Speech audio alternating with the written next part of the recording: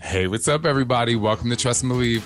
I'm your host, Shaun T. And today is so exciting because I'm going to give you your Thanksgiving survival guide. From family to fitness to food to even shopping. And just kind of how to deal with this crazy weekend that's supposed to just be about giving thanks, but it turns into a lot of other crazy things. And we're all going to walk out of this weekend with a story about our family, about something we talked about at the dinner table. So let's get ready to trust and believe in surviving Thanksgiving. Somebody say hell yeah! No. What's up? He's better than Oprah. Come on, y'all. This is Shaun T, and it's time to trust and believe.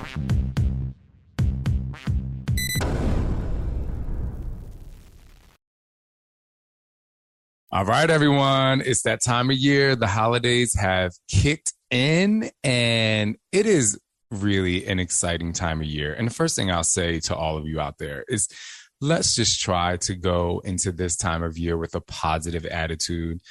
I think that all of the commercials on TV and things that you see and the songs that you hear creates this really incredibly festive time. The snow and whatever religion you have and however you celebrate the holiday season, it's portrayed as this incredibly amazing thing. But there are a lot of people out there who are going into this holiday season and they're already stressed. The first thing that stresses a lot of people out is, number one, having to travel, right? We get to this point where we have to go to the airport. It's like I think Thanksgiving is actually the biggest travel day of the year. And you know that we are still in a global pandemic and there's still a lot that's happening. And there's still going to be people out there that are traveling for the first time, in addition to just travel in general and it being one of the biggest travel days of the year. So while I will get to family in a minute, I'm going to give you a little insight on how to survive travel. One, try to have 2 pair of headphones when you travel, even if they're like the cheapest headphones you can buy. You want to know why? Because it gets loud and you may have to make that last minute phone call and you want to be able to really focus and bring yourself away from the crowd. Why am I telling you that there may be a last minute phone call? Because flights are a nightmare right now. Your flight might get canceled. It might be delayed. Your flight might not only get canceled, delayed, but you might have to get back off the plane and get in line to go rebook your flight. Have your headphones and have somebody who you know and love and trust that can make phone calls for you to airlines on call. I always have Scott on call because if I find out that I'm on the plane, my flight gets canceled, Scott is already calling, trying to rebook me on another flight because I don't want to stand in line for an hour and a half and then be in the back and then all the new flights are taken. So anyway, that's just like one little thing. Also, make sure you have lots of food and drink when you get in the airport. Take a water bottle because water is like $18,000 a bottle and it's ridiculous. So take an empty water bottle through security. These are just like these very small things that will keep you less stressed. You can also bring snacks into the airport. It's not liquid. So if you like to have pretzels or beef jerky, or even if you have a little small cooler if you take fruits and vegetables, take it in there because you will spend easily $65 in an airport. And it's just absolutely ridiculous. So headphones, food, snacks, and someone that you have and know and love and trust on call if you travel. That's just like my little Thanksgiving travel survival guide for you if you are heading out to travel this weekend. So the next thing is family. I know that there are a lot of people out there that are stressed right now just at the mere fact that you have to go to your family's house. So I'm going to give it to you straight. If you don't want to go and you haven't already purchased your ticket or you have to drive, you have to be okay with being okay, that it's okay not to go. I think a lot of times because it is the holiday and because we see these commercials and all this stuff with family and everything, everyone's smiling and everything's all great. We feel like we have to go there when it's very stressful. And I'll be the first to tell you, I ain't go home every year for Thanksgiving. I was like, I ain't going back there. Number one, I got to travel. I didn't feel like it.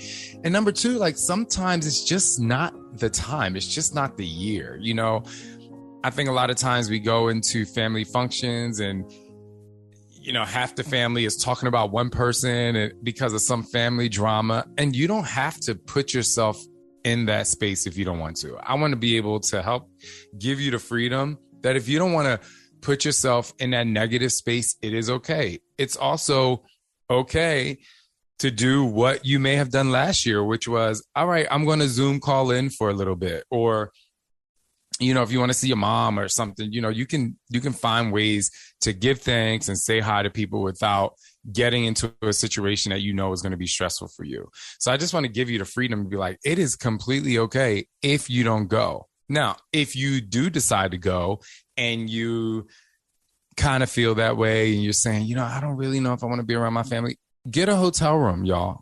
You don't have to stay at the house. Listen, I love my family, but I do remember when I would start going back home for Thanksgiving, I got a rental car and I got a hotel around the corner. I'm like, it's only because it's okay to be able to take your space. If you can't afford a hotel, maybe you have a friend in the area, or, you know, you can go stay with someone else. You can create this Thanksgiving holiday however you want.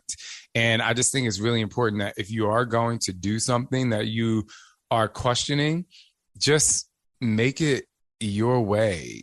Make it so that you don't have to get stressed out. I'll tell you, like, what we're doing this year for Thanksgiving, because last year it was 2020. We were always all together anyway. And me and Scott basically, like, the first part of the pandemic, argued like I don't know how many times because we were stuck in the house. We didn't have our nannies. Our kids were around us. We're trying to balance dad life, husband life, work life. You know, it's all this like stressful stuff. And we were in the house and it was like, oh my gosh. And then Thanksgiving comes around and we end up hosting Thanksgiving and we're cooking all this food. And while we love our friends and family that came, I remember saying, I ain't doing this next year. I'm not doing this next year. So this year, I have already made a reservation to a restaurant. And I'm like, these are the people I want to be there.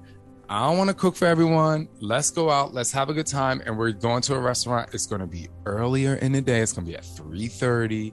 It's not going to be a nighttime thing when everybody's getting tired. Nobody has to cook. And the cool thing is, you invite people that you want to be there. So it's not like you are in a situation where if you're hosting Thanksgiving and you have to be like, oh, I have to invite this person or this person's going to get mad if I don't invite them. You're like, I'm going out to a restaurant and that's it. Right?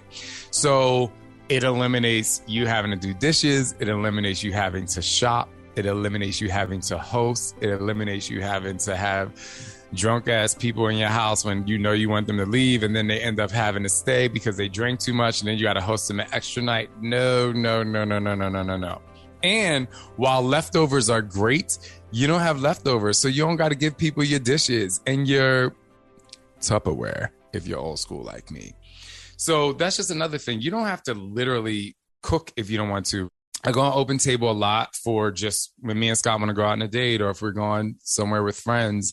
And they have a really cool thing that they're doing right now for Thanksgiving. They're taking reservations early. You do have to put a credit card down. But I just think if you don't feel like cooking and hosting, then I think that's just a really good option that you can do. And the other thing that's really great, and it's going to segue me into food. Another great thing about going out is you can choose a restaurant that you know has healthier options for you. I think one of the things that happens, especially if you're somebody out there that's going through a weight loss journey and everybody's talking about, oh, you know, I already know I'm going to gain weight at the end of the year because all the holiday parties, this, that, and the third. One of the things about going out on Thanksgiving to a restaurant to eat is you kind of eliminate that very first spike in weight gain, because what happens is you cook all this food at your house, you have all these leftovers, people leave with your dishes, but people leave, and then what are you left to do? Finish eating that macaroni and cheese or the leftover desserts that people bring. Because, you know, people are shady. They'll bring the pies and the cakes, but they don't take that home. They leave there like, yeah, I'm not going to take that because I'm going to end up eating it. So why the hell are you leaving it here for me? Anyway, you get to like really choose to eat really healthy that day. If you eat out, you don't have all this extra food in your house if it's unhealthy food. And that just brings me back to what I was saying, which was Thanksgiving is the first spike. Like, that is when people have worked all year. They do all this amazing stuff all the way up. They doing their workouts. They got their nutrition plans happening. They have their accountability groups. And then all of a sudden they eat and they drink and they have this massive, increasingly decline in their commitment to continue forward. And it really can, in life, even if it didn't include Thanksgiving, can start with one meal. But with Thanksgiving, it is just the catalyst to you not continuing what it is that you set out to do. Now, I'm a big believer in 85% healthy, 15% fun. I will have a pretty healthy dinner on Thanksgiving, but I'm definitely going to have a drink or two.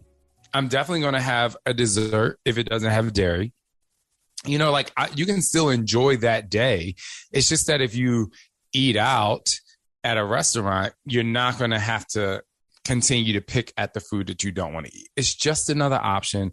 If you do end up cooking at home, one of the things you can do is, you know, for people who come, make plates. Be like, okay, you're going to take this, you're going to take this. So you have just enough that you want and that you don't go on this massive decline. Now, that's just about food. It's just a way to actually have fun with what you're going to do on that thing on Thanksgiving, but also not feel like it's the catalyst to you losing control of all the results that you've gained thus far. And the last thing we all want to do, I don't want to do this. I know you don't want to do this.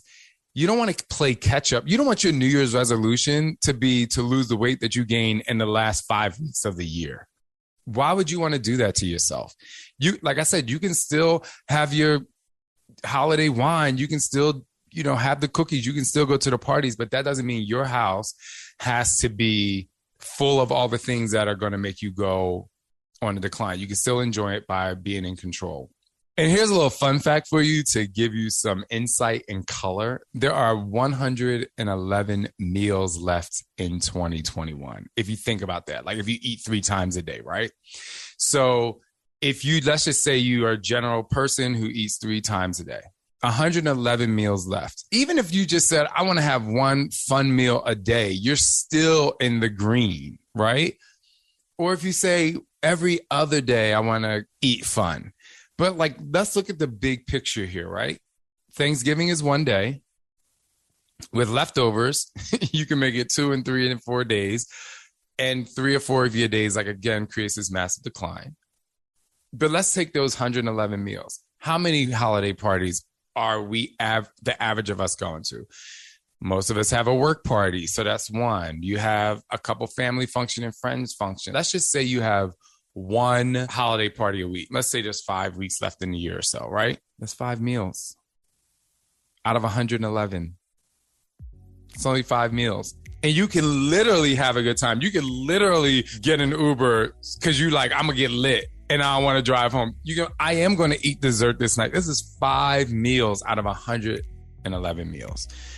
Just a way for you to look at it so that you don't have to let this one day be the catalyst to you having to lose not just weight, but just lose some of the confidence and sustainability that you've already gained throughout the year. Which really segues me into the weekend of Thanksgiving. To me, one of the things that I absolutely love to do is shop on midnight on like, I think it's Thanksgiving into Black Friday where the malls stay open and it's like, oh my gosh, and I want to go to the mall. I love it. I think it's great. It's fun. I get to spend some money. I get to be early in my Christmas gifts. Actually, I don't even know if I buy a lot of Christmas gifts. I think I just like the idea of being able to shop late, and it's a reason for me to go to the mall. But you don't have to spend all your money on Black Friday. I really want you to be mindful of how you go into Black Friday. Because for those of you who are anything like me, I wouldn't say I'm a shopaholic, but I'm definitely an impulse shopper. I'm like, oh my God, like that would be so good on me. That would look so great on Scott. Oh my God, my kids are going to love that. And they probably wouldn't even be able to fit it in 5 weeks. And I just like, buy. But I was just in Monaco and I just had a big life lesson when it comes to my shopping, which you can use for Black Friday weekend. So here we go. So I was walking in these malls, y'all, and in these shopping centers, which is only like 3 because the place is only like 2,000 kilometers long. But everything was so expensive that normally if I go into a regular shop that has like nice clothes, but not ridiculously expensive, I'll say, oh, this will look good on me, and I'll try it on. This will look good on me, and I'll buy all 4. I'll be like, oh my gosh, like I'm gonna buy this because I'm gonna wear it. And sometimes some clothes in my closet still have the tag on it. I'm yet to wear it. I have this really incredible, I think it's a romper. It's like the one piece. Are they rompers? The one piece. It's Vault. It is incredible. And I've yet to wear it. It still has a tag on it. I think it's Dior. It was so expensive because I'm just like, I need that. And I've yet to wear it, even though I think I know where I'm going to wear it eventually. But when I was in Monaco, these things were so expensive. I was just like, okay, step back. It really made me try things on and really know if it's something that I want, which is really going to help me in Black Friday. Now, instead of just being like, oh, there's a sale on this. Oh, and I'm going to need this eventually. I'm like, no, am I really going to need this right now? Am I really going to be able to give this as a present? Does this person really want this gift? Because sometimes, you know what happens, you shopping last minute and you're like, oh, well, I'll just get her some socks. You know what I'm saying? If you ain't, don't just buy things to buy things. Really go in and look at it and try to like slow down and be like, okay, is this what I want to buy that person? Is this what I want to buy me? Or is this deal really worth it? And you're not just shopping to shop. The other thing that happens when you do go out to shop, if you're not doing online shopping, and I'm going to circle back, you can eat more. So when you're walking through the mall or you're walking through the different places, yes, I'll say this. If you want to stop and have a nice lunch, I think that's really fun. Shopping, have a nice lunch, you can eat healthy. But if you're one of those people that's like, oh my gosh, there's a Cinnabon, there's an Annie Ann's, this is all me. I'm just giving y'all 100% what I do. Oh my gosh, there's popcorn. Oh my God, there's a sorbet shop. As I'm walking and you're stopping and you're picking and you just want it, as another way that is going to, I don't want to say ruin your results, but it's going to make it harder for you to maintain. So another thing you can do, and nobody really does this except for Scott, and I think this is one of the positive things of us having kids. Whenever we leave the house, we have healthy snacks in our dad bag or our parent bag, if you will. And so if we see a place and our kids are like, oh my God, Pop, I want this, we're like, you know what? We have your lunchbox in the bag. And it's stuff that we pretty much all can eat because we keep it really healthy. So even if you don't have kids, take an adult bag with some healthier snacks in there. So if you are going to have a nice lunch, you can keep it really healthy. But if you are going to walk around, you don't have to stop at the places that are going to eliminate some of your progress. Now, again, I'm going to keep it very, very real. It is 100% okay for you to stop at Cinnabon and Annie Ann's, because I do. I cannot help but love the pretzels with jalapeno pepper pretzel. Oh my God. When I used to go to the Chicago O'Hare Airport, I still do it. But anyway, it's just to say you don't have to ruin your results by doing that. Now, I just told you that when I see the jalapeno pepper from Annie Ann's in the Chicago airport or any mall, here's the thing. You have to eliminate the guilt before you even eat it. Because I think what happens is we, like I was talking about impulsively buying things, we impulsively eat things and we don't think. We're just like, oh my gosh, that's good. And then we go eat it and then we feel guilty. A lot of times we feel guilty because of something that I know has happened to me and I try to eliminate it. I'm hungry and I see this Annie Ann's and I go get that. And the reason why I feel guilty is because I could have made a better choice prior to eating that, right? It's like you mistakenly ate the pretzel instead of fueling your body with something healthier. And so when you sometimes replace a quote unquote fun food instead of eating a healthier meal, that's when you, at least for me, that's when I'm kind of like, damn, like I really could have went and ate something healthier at this moment. And so before you eat something like a Cinnabon or Annie Ann's pretzels, just say, hey, did I eat lunch already? Is this something that I want? Because it's going to make me have a really good time walking through the mall. And this is part of my experience and I really like it. Or did I replace a meal with this and I probably should have ate healthier?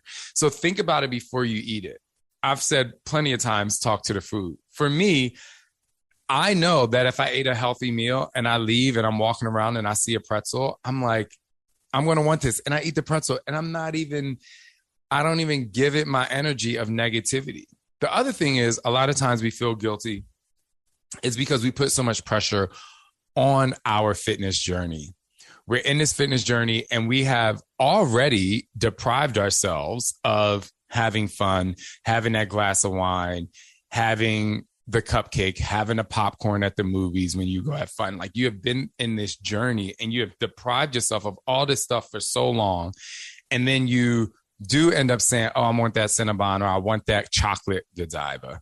And then you just feel bad because you're already used to making yourself feel bad for eating things that you should be having fun with. And I know there are a lot of people out there, have really good friends that talk a lot about health and what you should eat. And their pages are really guided toward you having great internal health. But we're human people. We like cake on our birthday. We like donuts on Friday. We like drinking wine at parties. We like getting lit at wedding receptions. Like it's just a part of the culture.